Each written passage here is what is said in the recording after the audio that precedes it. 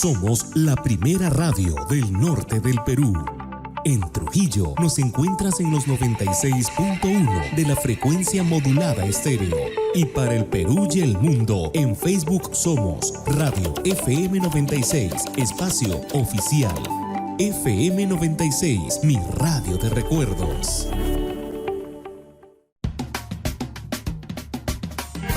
Los especialistas 96 siguen contigo de lunes a viernes a las 11 de la mañana. Lunes, tu amigo el contador, con Jorge Díaz, contador público.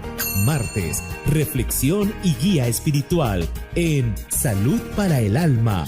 Miércoles, ¿qué dice la ley? Con el abogado Javier Hernández. Jueves, de frente y sin máscaras. Orientación psicológica con la psicoterapeuta Savic Soriano. Viernes, porque cuidamos de ti. Salud en casa con el doctor Fernando Zárate. Los especialistas 96, de lunes a viernes a las 11 de la mañana en FM 96, mi radio de recuerdos. Marcando la diferencia.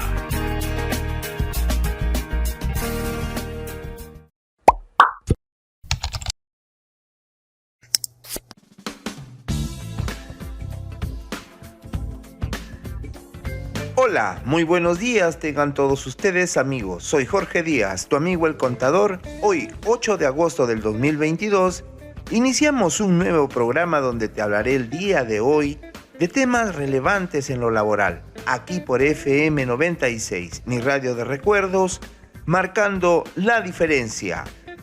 Saludos oyentes de FM 96, mi radio de recuerdos. Iniciamos una nueva semana con fe y esperanza, rogando siempre que las cosas se vayan mejorando tanto en la salud como en lo económico, en el Perú y en todos los países del mundo. El día de hoy te hablaré de temas relevantes sobre aspectos laborales que todo empleador y trabajador deben de tomar en cuenta en una relación laboral. En virtud del artículo 4 de la Ley de Productividad y Competitividad Laboral, se entiende que todo trabajador que ingresa a laborar a una empresa debe contar con un contrato de trabajo a tiempo indeterminado, celebrado de manera verbal, por lo que no resultaría obligatorio la suscripción de un contrato de trabajo por escrito. El empleador deberá de registrar el ingreso de un trabajador desde el día que inicia su relación laboral con la empresa. Caso contrario, se estaría cometiendo una infracción muy grave en materia laboral. Ante ello, el trabajador deberá de presentar su denuncia ante la SUNAFIL para que se le reconozca su relación laboral y sea incorporado en la planilla correspondiente de manera inmediata. En el caso de que en la planilla se consigne una fecha distinta a la real, el trabajador deberá comunicarle al empleador el error con la finalidad de que éste rectifique la información registrada en la planilla. El empleador deberá ingresar nuevamente todos los datos referidos a la fecha de ingreso. Es importante que se subsane este error, ya que los beneficios sociales se calculan en función al tiempo de servicios del trabajador. En caso el empleador no subsane el error, usted puede solicitar a la SUNAFIL la realización de una inspección para que se verifique la fecha real de su ingreso y se ordene la rectificación correspondiente. El contrato a tiempo indeterminado puede celebrarse en forma verbal o escrita e implica una relación laboral sin plazo máximo de duración. La ley establece que en toda relación laboral se presume que los contratos son a plazo indeterminado cuando el trabajador no ha firmado un contrato. En cambio, los contratos sujetos a modalidad solo se pueden celebrar por escrito, consignando expresamente su plazo y las causas que lo justifican. Estos contratos implican que la relación laboral tiene un plazo máximo de duración previamente establecido. Solo pueden celebrarse contratos sujetos a modalidad en virtud de una causa justificada que califique dentro de las establecidas por ley. Cabe precisar que ambos contratos de trabajo, a plazo indeterminado o sujeto a modalidad, generan los mismos derechos y beneficios que por ley o pacto corresponda al trabajador. El empleador debe entregar al trabajador copia del contrato de trabajo en el plazo de 3 días hábiles contados desde el inicio de la prestación de servicios. El incumplimiento de tal disposición constituye una infracción muy grave.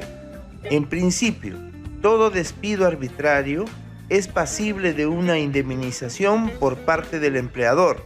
Sin embargo, el cálculo del monto resarcitorio es diferente para un trabajador con contrato a tiempo indeterminado y con contrato de trabajo sujeto a modalidad. La indemnización por despido arbitrario para trabajadores con contrato a tiempo indeterminado equivale a una remuneración y media ordinaria mensual por cada año de servicio, hasta un máximo de 12 remuneraciones, mientras que para los trabajadores con contrato sujeto a modalidad equivale a una remuneración y media ordinaria mensual por cada mes dejado de laborar hasta el vencimiento del contrato, hasta un máximo de 12 remuneraciones. La desnaturalización del contrato sujeto a modalidad implica que éste sea considerado como un contrato a tiempo indeterminado, y ello sucede en los supuestos regulados por ley que son: a. Si el trabajador continúa laborando después de la fecha de vencimiento del plazo estipulado o después de las prórrogas pactadas, o si éstas exceden del límite máximo permitido según el tipo de contrato. B. Cuando se trata de un contrato para obra determinada o de servicio específico, si el trabajador continúa prestando servicios efectivos luego de concluida la obra en materia de contrato sin haber operado una renovación. C. Si el titular del puesto sustituido no se reincorpora vencido el término legal o convencional y el trabajador contratado continúa laborando. D. Cuando el trabajador demuestre la existencia de simulación o fraude a la ley. Soy Jorge Díaz, tu amigo el contador. Ya regreso con más información. Sigamos escuchando las mejores canciones del recuerdo, aquí por FM 96, mi radio de recuerdos, marcando la diferencia. Ya regreso. FM 96, desde 1980, marcando la diferencia.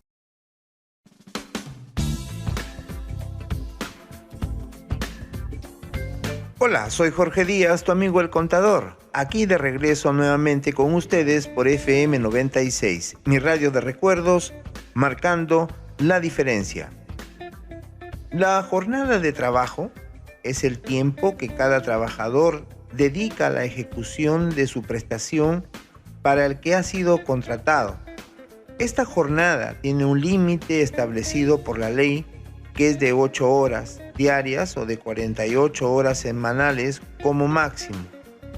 Ello supone que no pueden establecerse jornadas que excedan dicho límite, pero sí que lo mejore, pudiéndose establecer jornadas ordinarias menores a la jornada máxima, por convenio colectivo, contrato o decisión unilateral del empleador.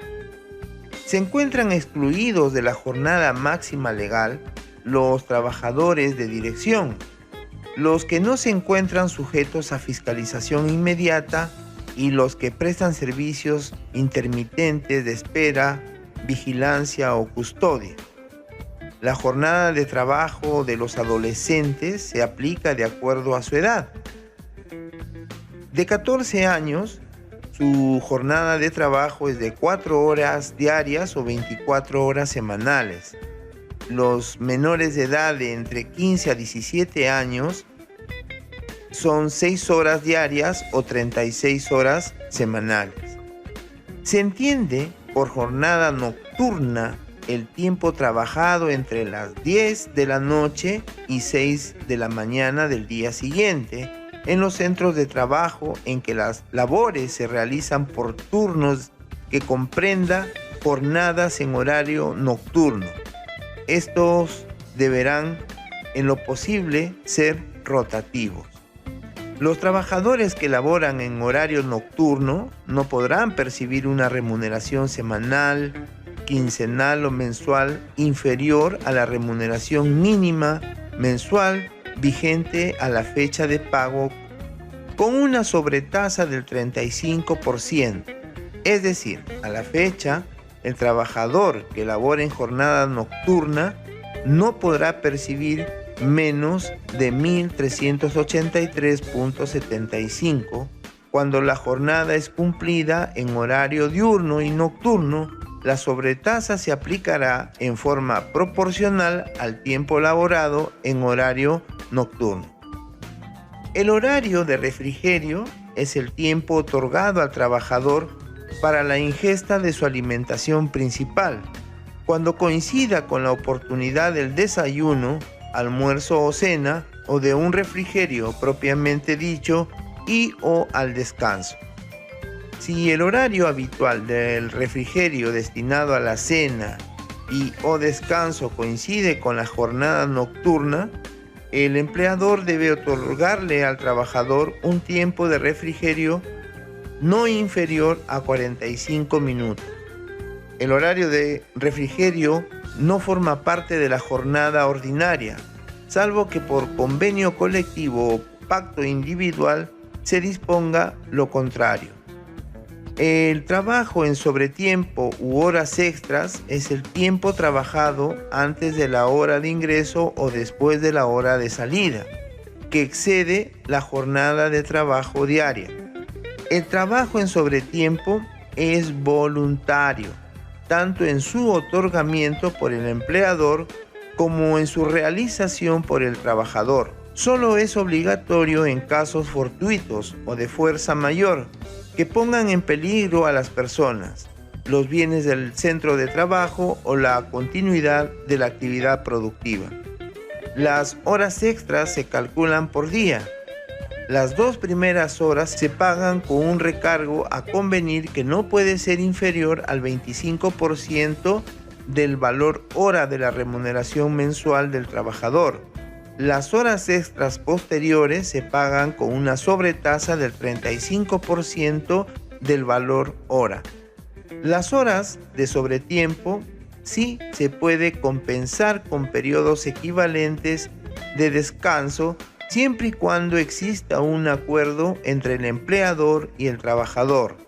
Dicho acuerdo debe constar por escrito, debiendo realizarse tal compensación dentro del mes calendario siguiente a aquel en que se realizó dicho trabajo, salvo pacto en contrario.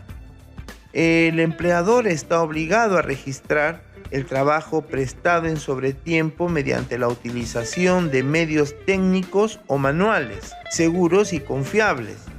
La deficiencia en el sistema de registro no impedirá el pago del trabajo realizado en sobretiempo, si el trabajador acredita mediante otros medios su real y efectiva realización. En caso de acreditarse una prestación de servicios en calidad de sobretiempo, aun cuando no hubiera disposición expresa del empleador, se entenderá que ésta ha sido otorgada tácitamente, por lo que procede el pago de la remuneración correspondiente por el sobretiempo trabajado. Todo empleador sujeto al régimen laboral de la actividad privada debe tener un registro permanente de control de asistencia en el que los trabajadores consignen de manera personal el tiempo de labores, tanto el ingreso, salida y horas extras. La obligación de este registro incluye a las personas bajo modalidades formativas laborales y los trabajadores destacados al centro de trabajo por entidades de intermediación laboral y las empresas tercerizadoras. La asignación familiar forma parte para el cálculo de las horas extras. Además, también se considera la remuneración percibida por el trabajador en forma semanal, quincenal o mensual, según corresponda, así como todos aquellos montos de naturaleza remunerativa percibidos en dinero o especie, y en este sentido la asignación familiar debe sumarse a la remuneración ordinaria del trabajador y sobre ese monto se calculará las horas extras. Atención a los ganadores de las entradas para ir al circo de los hermanos Madrigal. Sorteo que se realizó el 5 de agosto. John Limaimanta Aliano, Gina Paola Beriao Cruz, Shirley Moreno Campos, Andrea Álvarez Morante. Todos ellos deberán venir a recoger sus entradas de lunes a viernes de 6 a 7 de la noche en la Avenida España, 305, cuarto piso. Sigan inscribiéndose porque habrá un próximo sorteo el 13 de agosto en el programa Lo Mejor de la Semana con Víctor Andrés. Soy Jorge Díaz, tu amigo el contador. Ya regreso con más información. FM 96, desde 1980, marcando la diferencia.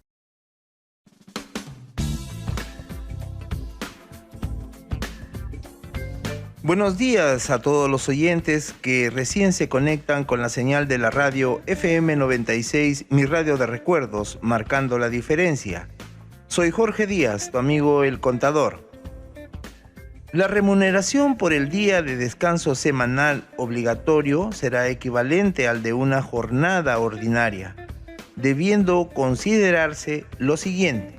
Primero, los trabajadores remunerados semanalmente son aquellos a los que se les abona en forma directamente proporcional al número de días efectivamente trabajados. Segundo, los trabajadores remunerados quincenal o mensualmente. De los trabajadores remunerados por quincena o mensualmente, el descuento proporcional de día de descanso semanal se efectúa dividiendo la remuneración ordinaria percibida en el mes o quincena entre 30 o 15 días respectivamente. El resultado es el valor día. El descuento proporcional es igual a un 30avo o 15avo de dicho valor respectivamente. Tercero, trabajadores que prestan servicios a destajo es equivalente a la suma que resulte de dividir el salario semanal entre el número de días de trabajo efectivo.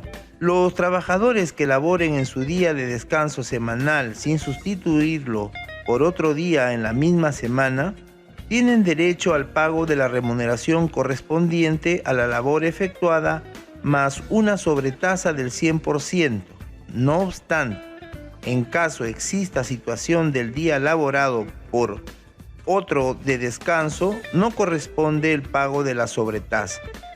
La falta de pago de la remuneración en la oportunidad correspondiente constituye un acto de hostilidad que puede equipararse al despido, salvo razones de fuerza mayor o caso fortuito debidamente comprobados por el empleador.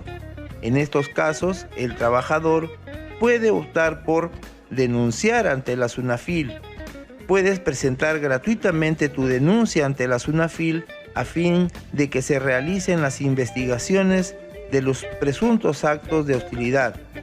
Denunciar ante el Poder Judicial es accionar judicialmente de forma excluyente: A, el cese de dichos actos, o B, la terminación del contrato de trabajo, en cuyo caso demandará el pago de una indemnización.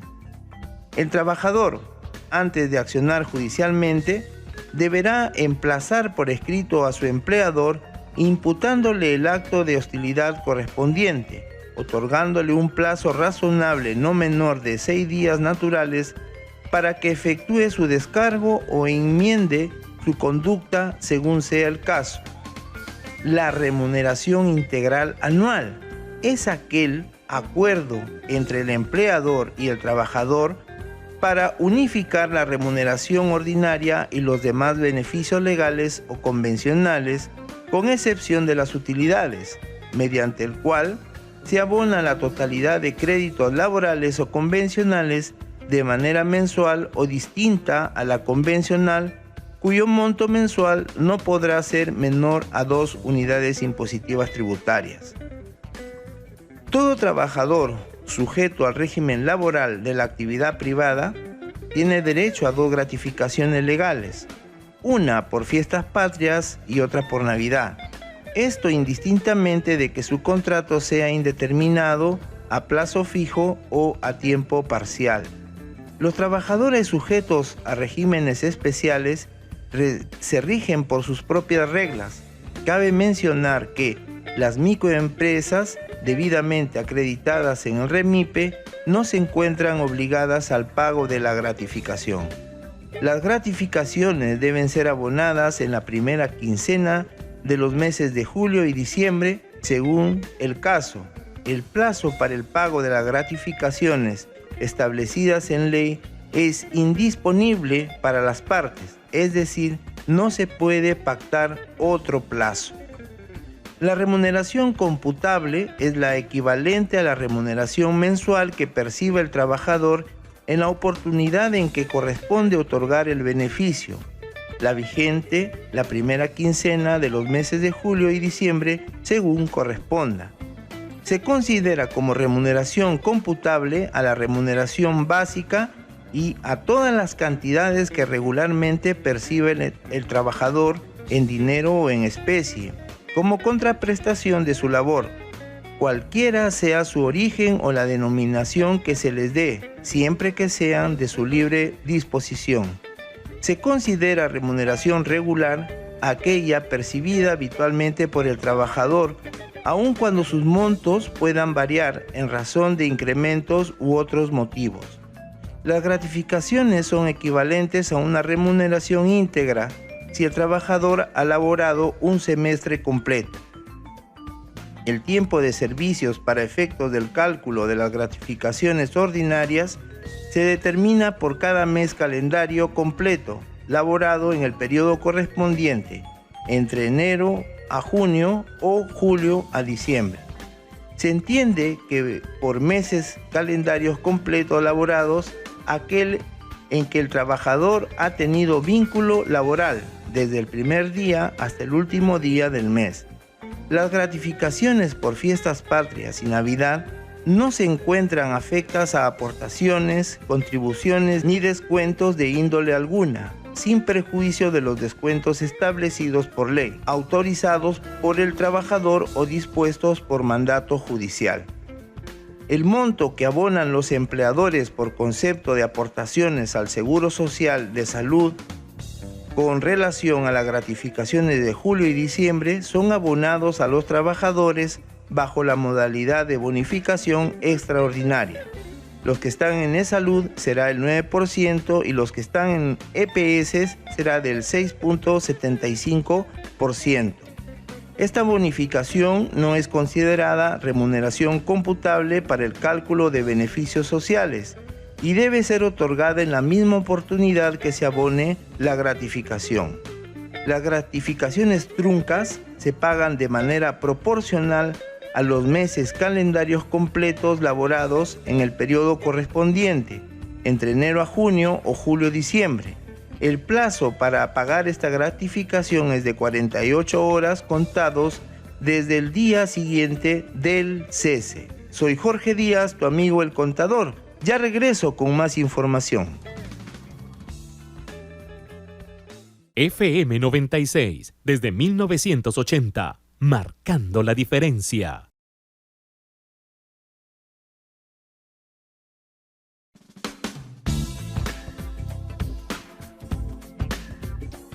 Hola, soy Jorge Díaz, tu amigo el contador, aquí nuevamente con ustedes por FM 96, mi radio de recuerdos, marcando la diferencia. La asignación familiar es una percepción económica que el empleador otorga a sus trabajadores que mantengan a su cargo uno o más hijos menores de 18 años.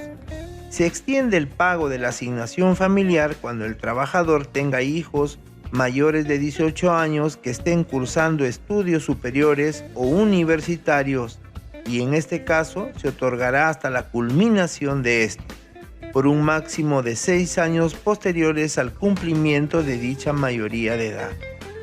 El trabajador debe tener vínculo laboral vigente y acreditar el cumplimiento de las condiciones mencionadas. El cálculo para el pago de la asignación familiar se efectuará aplicando el 10% de la remuneración mínima vital en la oportunidad que corresponda percibir el beneficio, es decir, 102 soles con 50 céntimos. Desde el momento en que el trabajador comunica a su empleador que tiene hijos menores a cargo o mayores de edad que están cursando estudios superiores o universitarios, abonándose bajo la misma modalidad con que viene efectuando el pago de las remuneraciones de sus trabajadores. Por ende, la asignación familiar puede ser abonada en forma mensual, quincenal o semanal, según lo que se haya pactado en el contrato de trabajo. La asignación familiar tiene naturaleza remunerativa para efectos de cálculo de beneficios sociales. Su otorgamiento no responde a la contraprestación de los servicios del trabajador, sino a contribuir con que éste pueda afrontar la carga económica que implica la manutención de sus hijos. Siendo esto así, el pago de la asignación familiar debe darse de forma completa mientras el trabajador cumpla los requisitos para percibirla, no estando sujeta a pago proporcional en función a los días laborados. El empleador se encuentra en la obligación de realizar el pago de la asignación familiar a cada uno de sus trabajadores que acredite la existencia de hijos menores de edad o mayores cursando estudios superiores, independientemente si ambos padres laboran para el mismo empleador. Cada uno de ellos tiene derecho al pago de la asignación familiar. En caso el trabajador labore en varios empleadores, este deberá pagar al trabajador la asignación familiar siempre que también cumpla con los requisitos exigidos en cada uno de ellos. Cabe señalar que el empleador deberá pagar la asignación familiar en todo otro supuesto de suspensión imperfecta de labores, en la que si bien no hay trabajo, sí hay pago de remuneraciones, como son las vacaciones, las licencias o permisos con goce de haber, los feriados, etc. La regulación del régimen MIPE no regula tal beneficio para los trabajadores sujetos bajo este régimen especial, puesto que a estos solo les son aplicables únicamente los beneficios comprendidos en el régimen laboral especial MIPE. En la medida que la asignación familiar pasa a formar parte integrante de la remuneración total que percibe el trabajador, está sujeta a ser base de cálculo para todos los beneficios laborales, así como a las retenciones que correspondan. La asignación familiar no está asociada al tiempo de servicios ejecutado por el trabajador ni sujeta a pagos proporcionales. Por otro lado, con respecto al teletrabajo, la modalidad de teletrabajo puede desarrollarse bajo las siguientes formas. De forma completa, el trabajador presta servicios fuera del centro de trabajo o del local de la entidad pública o privada, pudiendo acudir ocasionalmente a estos para las coordinaciones que sean necesarias. De forma mixta, el trabajador es cuando presta servicios de forma alternada dentro y fuera del centro de trabajo o local de la entidad pública o privada. El trabajador tiene los mismos derechos y obligaciones establecidos para los trabajadores del régimen laboral de la actividad privada. Pueden utilizarse todas las modalidades de contratación establecidas para dicho régimen. En dicho caso, el contrato de trabajo debe constar por escrito. Para el caso de la participación de utilidades, tienen derecho a participar en las utilidades los trabajadores sujetos al régimen de la actividad privada que hayan cumplido la jornada máxima de trabajo establecida en la empresa y que desarrollan actividades generadoras de rentas de tercera categoría, sea a plazo indefinido o sujetos a cualquiera de las modalidades contempladas por el Decreto Legislativo número 728. Los trabajadores con jornada inferior a la máxima establecida participarán en las utilidades en forma proporcional a la jornada trabajada. Para efectuar el cálculo de la utilidad que percibirá el trabajador, se toma en cuenta la remuneración que ha percibido en el último año y el tiempo laborado en la empresa, de tal manera que el 50% es repartido en función a los días reales y efectivamente trabajados, mientras que el otro 50% le corresponde según la remuneración que ha percibido. El porcentaje de las utilidades a repartir entre los trabajadores se encuentra determinado en base a la actividad económica que desarrolla cada empresa. Para el caso de las empresas pesqueras es el 10%. Para las empresas de telecomunicaciones también es el 10%. Para las empresas industriales es el 10%. Para las empresas mineras es el 8%. Para las empresas de comercio al por mayor y al por menor y restaurantes es el 8%. Para las empresas que realizan otras actividades es el 5%. Para las empresas agrarias es el 5%, pero esto es entre el año 2021 y 2023. El 7.5% es entre los años 2024-2026 y 10% será a partir del 2027. La participación de utilidades que corresponde a los trabajadores será distribuida dentro de los 30 días naturales siguientes al vencimiento del plazo señalado por las disposiciones legales para la presentación de la declaración jurada anual del impuesto a la renta. En ese sentido, se tomará en cuenta el cronograma del impuesto a la renta con el último dígito del RUC publicado por la SUNAT. Vencido el plazo sin que se hubiese efectuado el pago de las utilidades, podrá efectuarse el requerimiento del caso.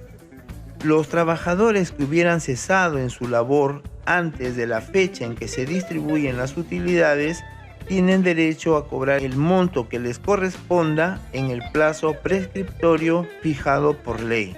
Las empresas autogestionarias, cooperativas y comunales, las empresas individuales, las sociedades civiles y en general todas las empresas que no excedan los 20 trabajadores están exoneradas de repartir utilidades. Bien amigos, esto ha sido todo por el día de hoy. Nos vemos la próxima semana, Dios mediante. Los dejo con la mejor música del mundo aquí por FM 96 y Radio de Recuerdos, marcando la diferencia. Sigamos cuidándonos, este virus todavía no nos ha dejado. Chao, nos vemos.